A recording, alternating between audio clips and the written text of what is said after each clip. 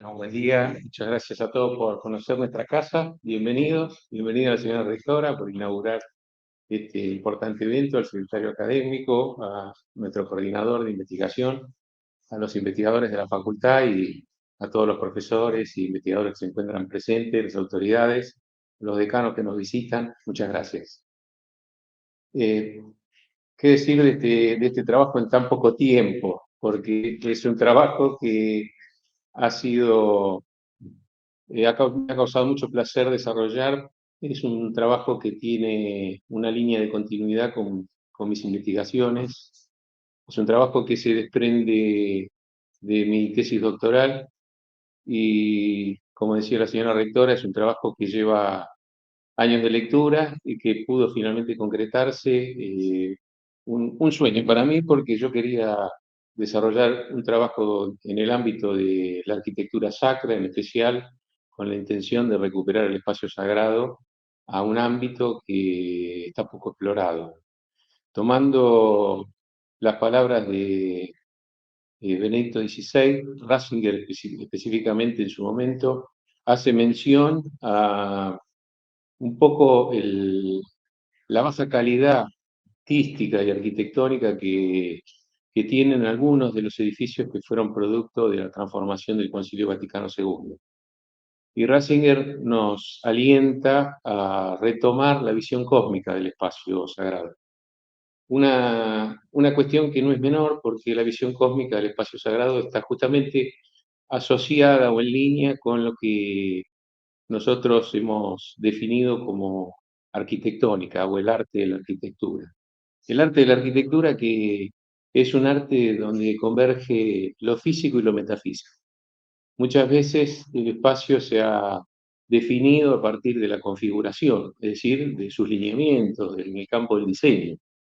Y en realidad, finalmente, no son los elementos, si bien componen en la arquitectura elementos físicos, elementos también sígnicos o comunicacionales, incluso de aspectos culturales de cada lugar, lo que define el carácter del espacio es la obra en su conjunto. Y la obra en su conjunto está justamente vinculada con esa visión cósmica, es decir, la visión cósmica a la que hace referencia Ratzinger está directamente conectada con la litúrgica que promueve la transformación del Concilio Vaticano II. Litúrgica que justamente desde el máximo confesor del siglo V, ha quedado relegada. La litúrgica cósmica, ¿de qué habla? Habla de Dios en el mundo. Dios en el mundo, es decir, mundo, hombre y Dios en su relación y encuentro, promueven un ámbito justamente que es trasladable al espacio sagrado. Espacio sagrado entonces que no tiene que ver mi búsqueda con las cuestiones, como decíamos, sígnicas o comunicacionales, que también dentro del campo de la estética son importantes, sino que se definen justamente a partir de esta noción de arquitectónica, como decíamos inicialmente, donde converge lo físico y lo metafísico. Metafísico que en realidad habla de una presencia, ¿no es cierto? Sin embargo, esta presencia que nosotros perseguimos como católicos de fe, se nos hace incapturable y nosotros decimos inacible. Justamente ese espacio es un espacio sentido. La religión cristiana sí tiene alguna particularidad, es justamente esa, la de ser una religión del corazón, es una religión del sentimiento profundo, del contacto y de la búsqueda permanente de Dios. Entonces, este ámbito religioso que promueve el espacio arquitectónico debe ser un ámbito de contemplación, pero a la vez un ámbito que disponga el estado de ánimo al encuentro. Y allí es donde empieza el hilo metodológico, teórico, ¿no? Que todos los investigadores tenemos el compromiso de desarrollar. Y en ese sentido, el trabajo se considera desde el plano de la investigación científica, en el sentido de ciencia, en el sentido moderno de la ciencia. digamos, no yendo a la causa final, perdón, a la causa eficiente, sino yendo a la causa final desde el sentido heurístico, desde un sentido que tiene que ver con la posibilidad de interpretar el dato como hecho en este caso, que es ese sentimiento que nos promueve el espacio sagrado, y esa transformación de dato, entonces lo que busca es, desde el plano interpretativo, poder encontrar una posibilidad de ser explicada racionalmente. Y allí recurrimos a la fenomenología. El ámbito del fenómeno, entonces, es justamente el que nos da la posibilidad de encontrar una línea de racionalidad para poder hacer nuestras explicaciones. Recurrimos a diferentes autores. Acá hay una convergencia de autores que, digamos, están de alguna manera asociados, que conectan la filosofía desde el plano fenomenológico, la teología, la arquitectura y las artes.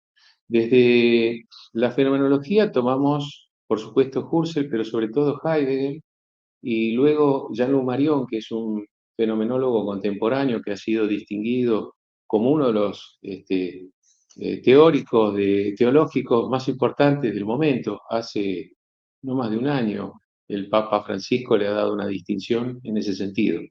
Así que, ¿qué tomamos de Jean-Luc Marion? Marion habla del del don y del fenómeno saturado. Es decir, el fenómeno saturado es aquel que está en línea con la fe y que capta un don como exceso, es decir, un don que excede a la razón, que es sólo posible de ser sentido, interpretado con el corazón. Y ahí Heidegger nos aporta su pensamiento en línea con el estado de ánimo como apertura al mundo.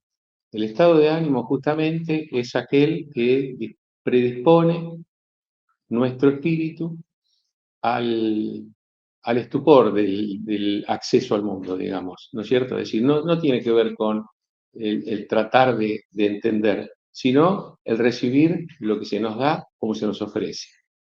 Y, y en esa línea de pensamiento encontramos, además de la litúrgica cósmica, encontramos a Bon Baltasar.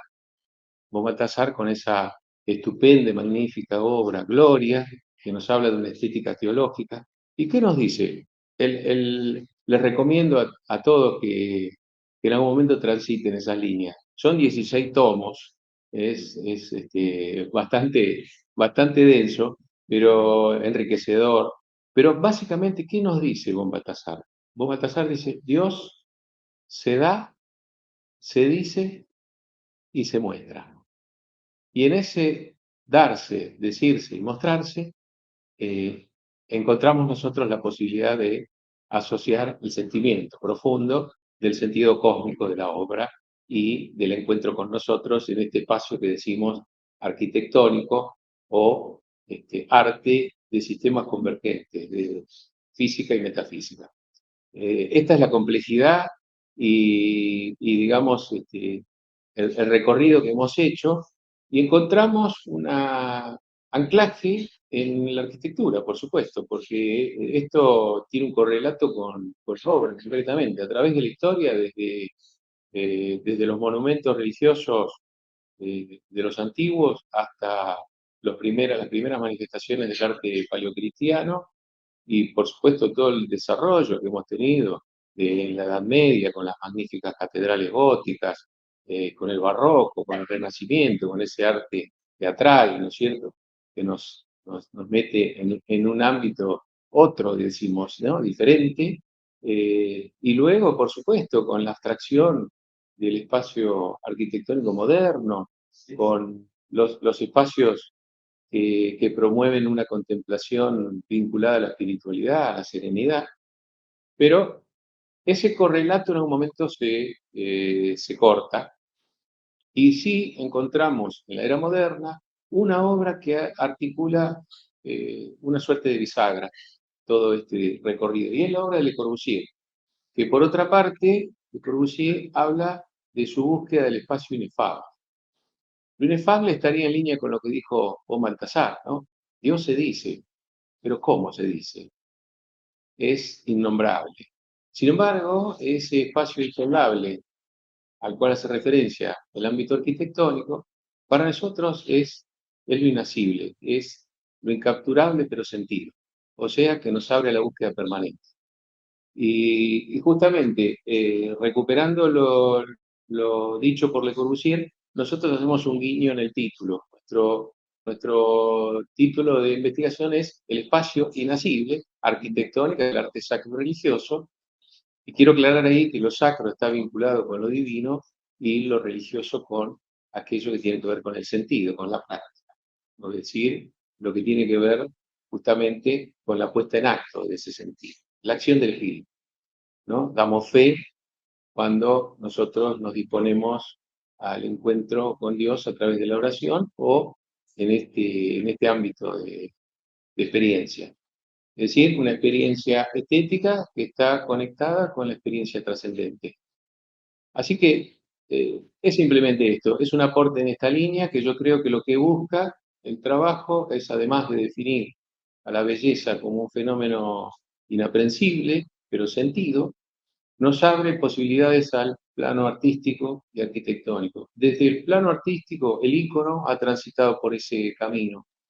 Sin embargo, el ícono, en el planteo de Jean-Luc Marion, lo que él llama la variación hermenéutica o la doble interpretación, traslada el sentido del ícono a el don, porque el ícono es imagen, es decir, es muy difícil representar la figura de Dios. ¿Cuál es la figura de Dios?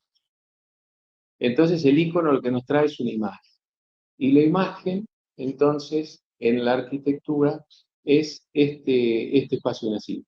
Este espacio inacible que nos sumerge en un ámbito de inmersión en el cual nos disponemos a ese encuentro.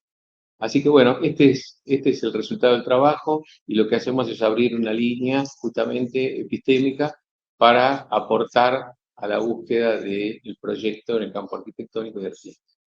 Muchas gracias.